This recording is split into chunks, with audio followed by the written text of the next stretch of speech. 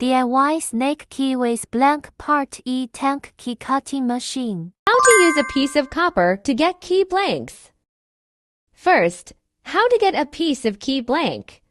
Enter Generate Key Type. Select Customized Key Blank. And then enter DIY key blank by measuring.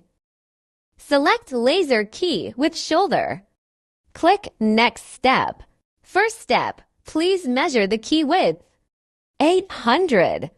The width is 800. Input 800.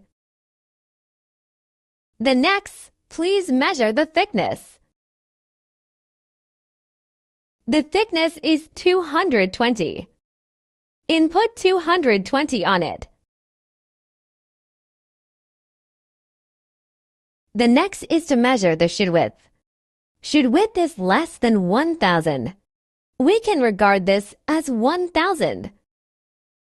And then measure the key width. The width is 2900. Due to convenient search in the future, we can give a name that is easy to remember. Click Save.